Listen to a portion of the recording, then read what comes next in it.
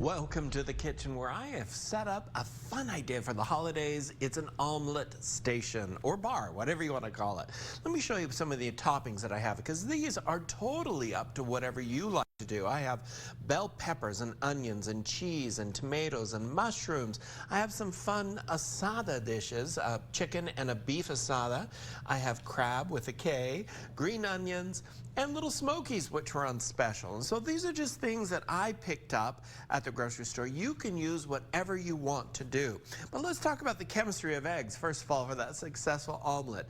Omelets in general, 3 to 4 eggs per omelet. That is really kind of the little key. Now, what I like to do is to do them in individual containers, do it as needed at the home. But you can whisk them all up in a large bowl and just have them ready. It's up to you. But what you want to do is to add your seasoning into here. And the reason for that, this has salt in it. Salt is going to denature those proteins in the egg. And what that means is you're going to have a really nice fluffy egg. When you denature those proteins, it's going to actually come together and prevent them from creating a gelatinous mixture when that's cooked. And so I like to use my submersion blender when I do it because it makes them nice and frothy to where I get kind of like a souffle texture at the very end. So that's just me. So whether I'm doing the eggs in something like this or in a large bowl, I will use a submersion blender to do that.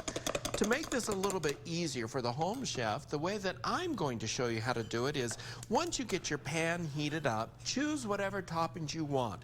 Add a little bit of olive oil or butter to your pan to give some grease. These are all non-stick little omelet dishes, and those are what you want to do.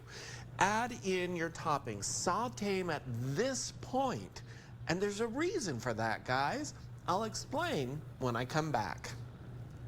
We'll put in our orders. Yeah, that's going to be great. I like that. To eliminate stress for the holidays. Well, it makes me happy to go in Bryan's kitchen and eat. Yeah, this will make you very happy. This is a fun idea for the holidays. So all of these toppings are just my choice. You can choose any type of toppings or add-ins that you want with your omelet. Have what's at home. Use what your family and friends like.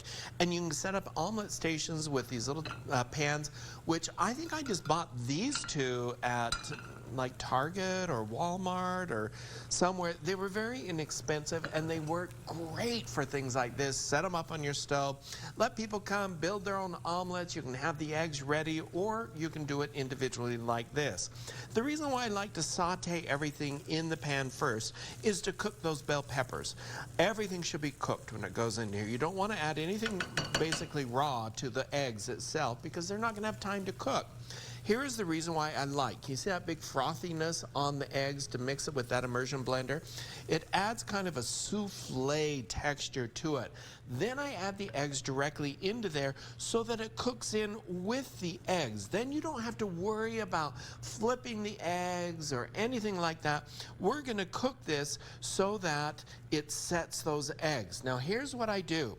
I will, once the edges begin to set, and they are beginning to set now, I'll fold that over and just kind of bring some of that liquid egg to come and fall underneath it so that it cooks. And I'll keep doing that until I get all that liquid down so that it sets and cooks. Now, once that becomes set, what you're going to do is take your cheese, sprinkle it out on 1/2 of that omelet, take your spatula and just fold it over and transfer it to a plate, just like I've done here. This side is open so you can see how delicious and gooey and yummy and incredible. I'm serving it with some fresh fruit on the side.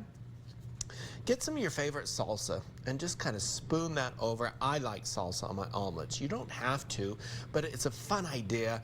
And really that's the fun of building your own omelet.